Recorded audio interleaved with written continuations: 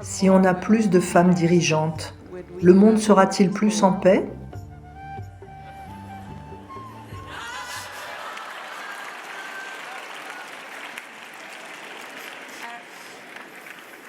Je pense qu'en fait, à l'heure actuelle, les femmes ont la grande responsabilité de mener une majeure partie de la transformation qui s'opère autour de la façon dont on définit la réussite, dont on définit le travail.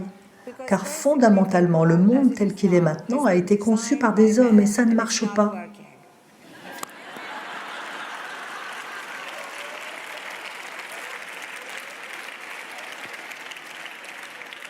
Il y a quelques hommes bien qui sont très nécessaires.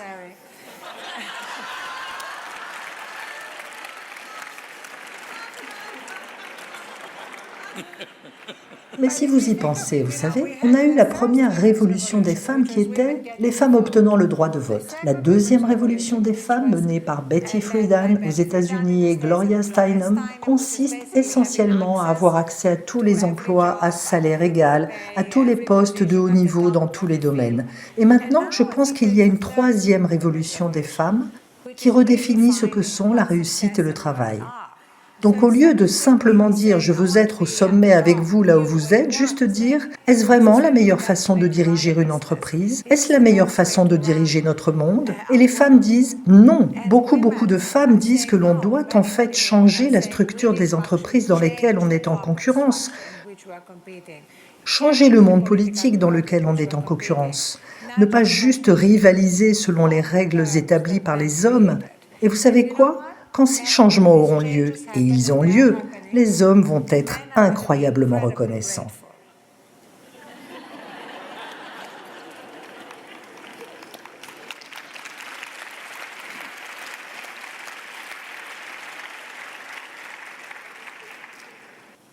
Dans la création de la vie, dans la nature même dans laquelle on est, il y a quelque chose qu'on appelle le masculin et le féminin.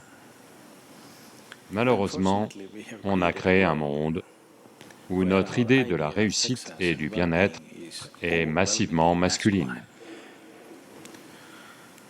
Je veux dire, vous devez comprendre que je ne parle pas de mâle et de femelle, je parle de masculin et de féminin. Un homme est capable d'être tout aussi féminin qu'il le souhaite, en termes de sa pensée, en termes de ses émotions, quand il le souhaite. De même, une femme est tout aussi capable qu'un homme d'être aussi masculine qu'elle le souhaite, quand la situation l'exige ou quand de telles actions sont nécessaires.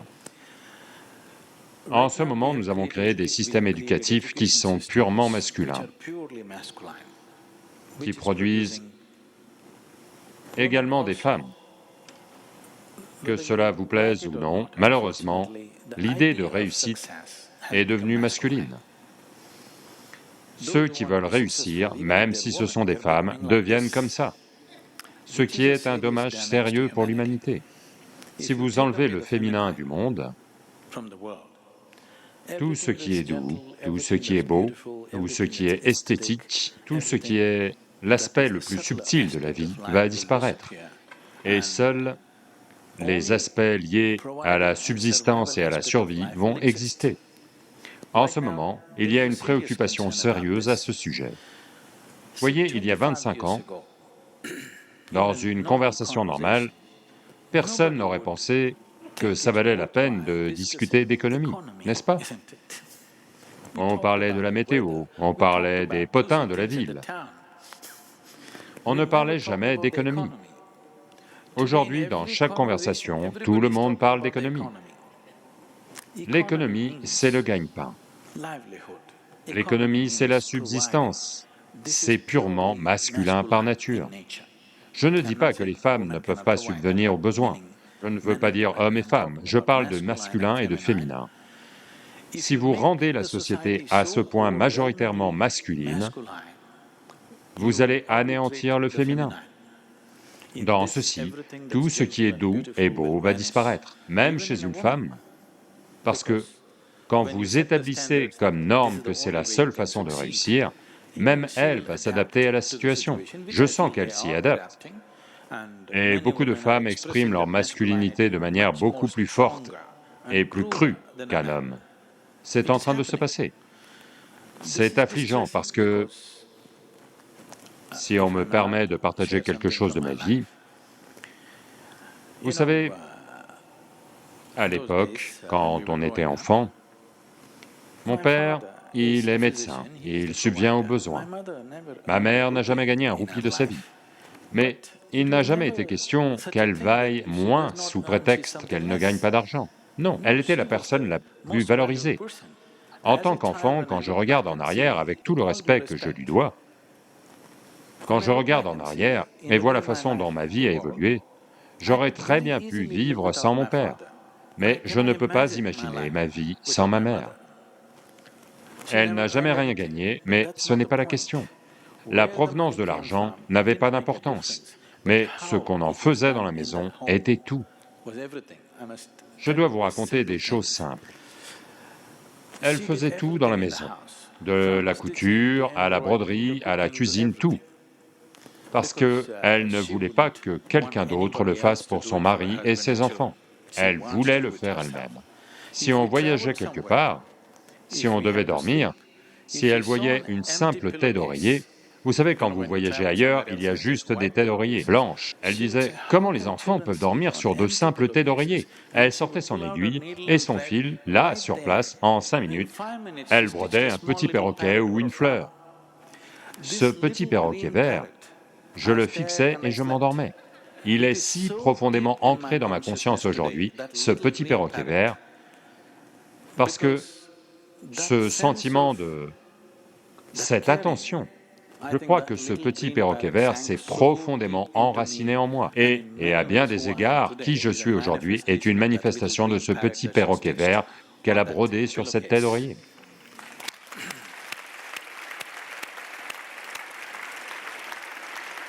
Donc, c'est ça le féminin.